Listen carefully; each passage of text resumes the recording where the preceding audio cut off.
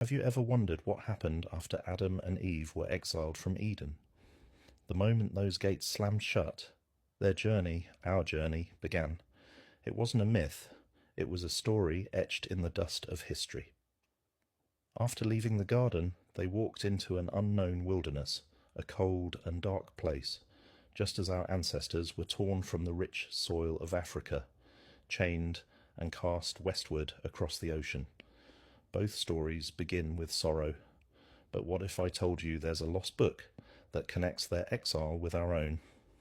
Buried in Egypt's tombs, a manuscript was found, breathing the very air of Eden itself.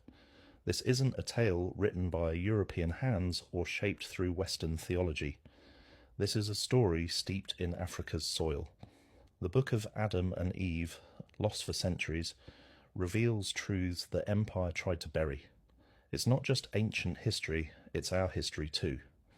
The Ethiopian Church has preserved these sacred texts, untouched by Rome's power, through war and colonization, and now the book rises, not by chance, but by divine purpose. Picture Adam and Eve standing at the gates of Eden, the fragrance of paradise fading behind them. God didn't send them north to fertile lands or south to peaceful valleys.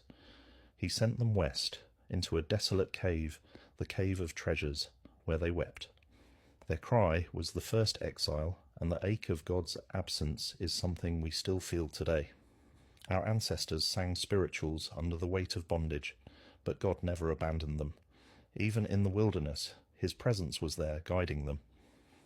In that cave, Satan's deception wasn't over. He didn't stop with their fall, he intensified it, his greatest weapon, deception. He took the form of beautiful, radiant women, tempting Adam to marry Eve before God's appointed time. Satan knows that if you reach before the appointed time, he steals your blessing.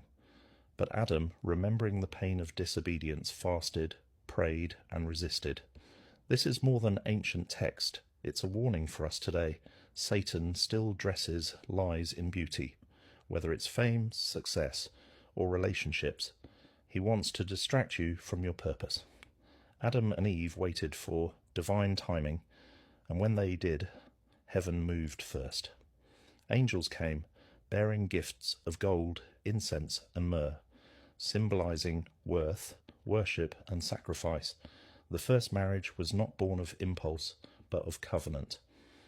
What about us today? We rush into things, relationships, careers, marriages, looking for quick fixes. We settle for less than God's best. But the book of Adam and Eve reminds us, God's covenant remains unshaken even in exile. So why was this book hidden for so long?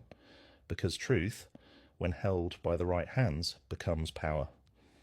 This book reveals that you are not a product of conquest or colonialism. You are a descendant of divine intention. This truth didn't start in Rome.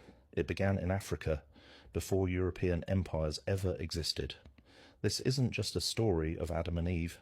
This is the story of us all. Our exile, our endurance, and the return to the identity God gave us from the very beginning. Rise from your cave, reclaim your covenant, the garden awaits. If this truth stirs your spirit, don't stay silent. Type 77 in the comments if you believe this message must be heard. Share it, like it, and subscribe. There's so much more to uncover. More lost books, more divine fire. Stay awakened, stay armored. Your garden is